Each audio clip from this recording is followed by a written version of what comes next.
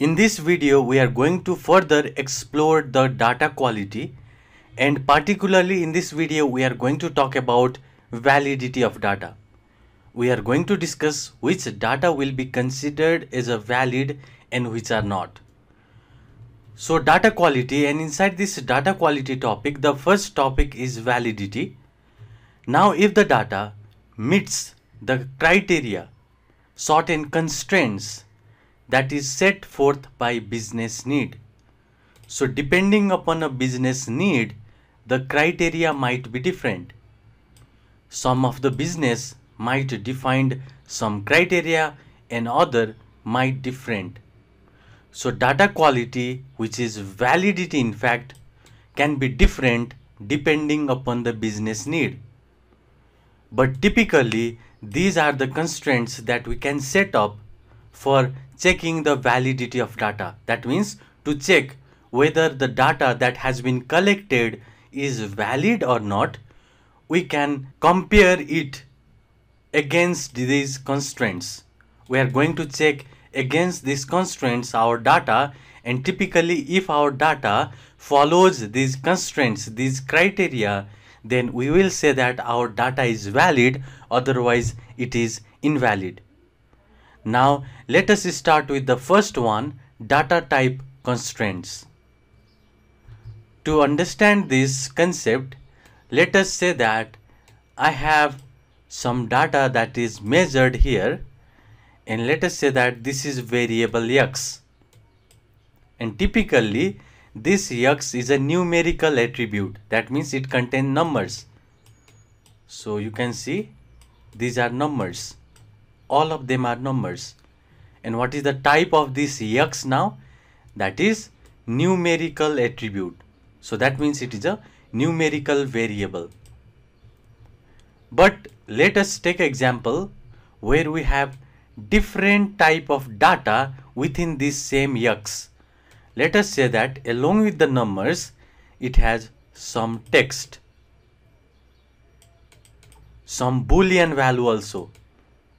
Now you can see this is no longer only a numerical. It contains heterogeneous data type. It contains string also, which is this hello. It also contains boolean data. Now it is no longer a unique data type feature. It contains multiple data type now. It contains number also, it contains string also, and it contains boolean also. And this is what we don't want in our data. For a particular column, what I want is, I want a same data type for a column. Let us say that x has a numbers, then each and every observation should be numbers now. All the observations should be numbers. It should not contain string or boolean. Let us say I have the y attribute, and in the y attribute let us say that I have a string. Now each and every observation should be string. All should be homogeneous. That means of the same data type. So that is what data type constraints mean. So for a particular attribute, it should have the same data type. Now next is range constraints. To check whether our data is valid or not, we can also compare our data against this constraint, which is range constraints. For example, I have a data. Let us take example. In this data, I have assigned the age of a person. So this is a column, and you can see age is a numerical attribute because age is the numbers. Age cannot be defined with the help of string or boolean. It is just a number. Let us say I defined the age of a person inside this column should be from 1 to 100. Now this is a range, and this constraint is called range constraint. Now I have explicitly called a constraint telling that all the data inside this age attribute should be within 100 and 1. So in between this range. Now if the data comes as 120, then you can see this 120 is not inside this range, it is above this range. Now this value won't be taken into consideration in this age attributes because this does not come inside our range. Similarly, what if I have the age in negative? And you can see this is not applicable in real world. Does any person have a negative age? No.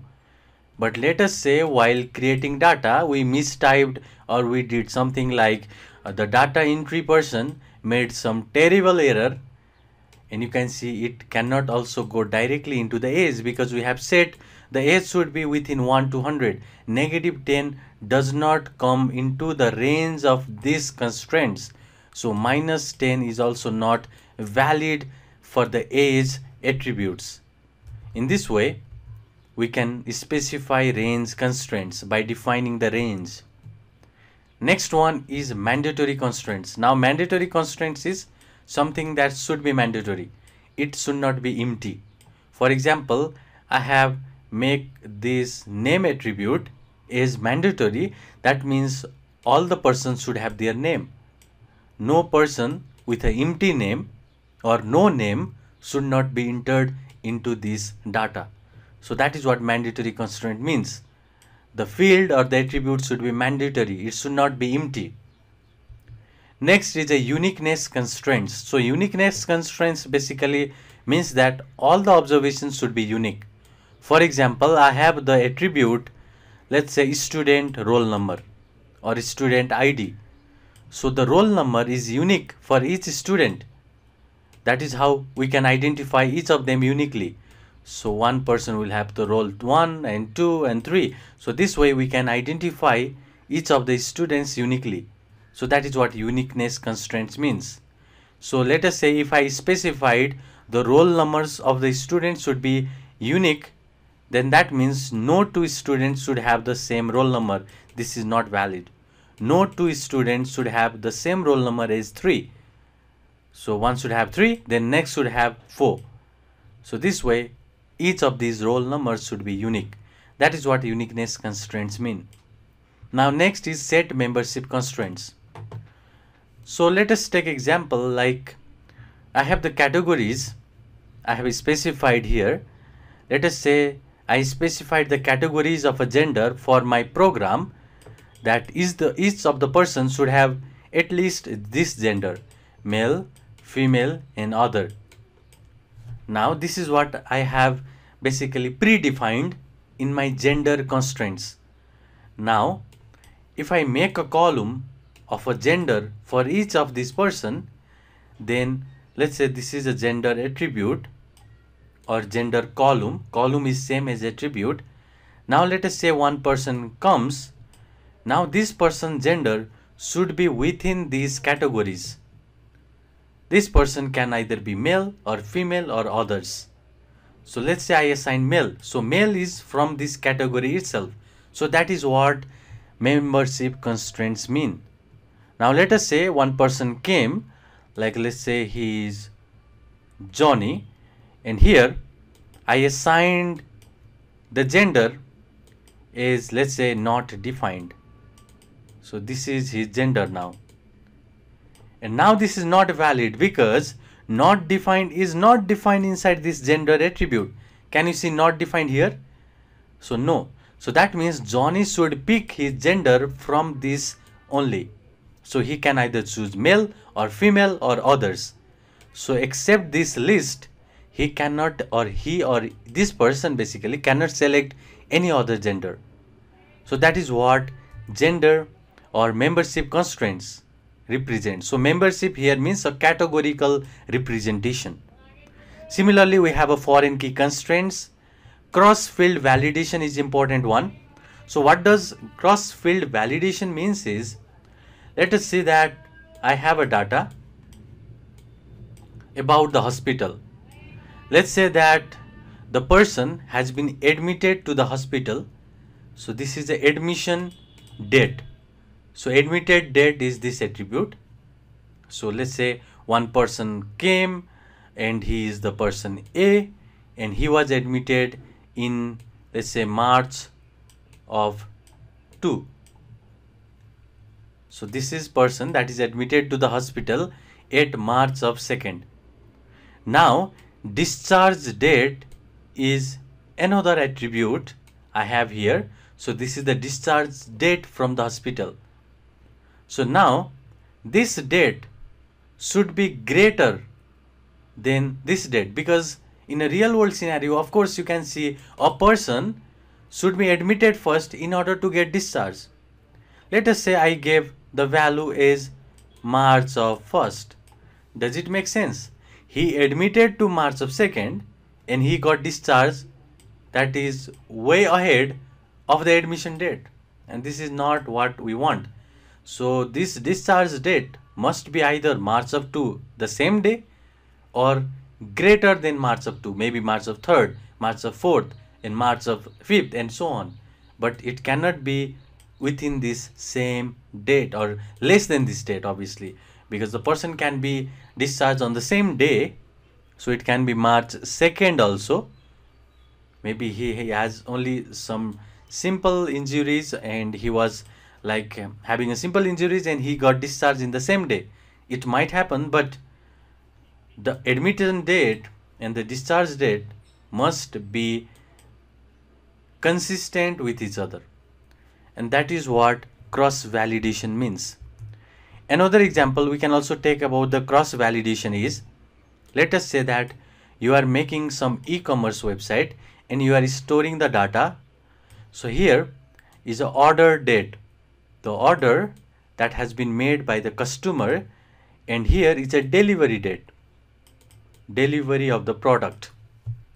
Now you can see, first of all, the customer should order something in order to get the delivery. Let's say order date was, that is January of 2nd, and let's say delivery was January of 1st. Does it make sense? Customer ordered his delivery in January of 2nd and he got delivery well ahead before he ordered it. So this is not what we want. So delivery should be within the same day. It might be within the same day, that is January of 2, or it might be next following day. So that is what the cross field validation means. So cross field validation means the related attribute must be consistent with each other. They should agree with each other. So that is what the valid data means. So in this way, these are typical checks or typical criteria we can check to just identify whether or not our data is valid. Some of these constraints are very, very important to identify and clean our data accordingly.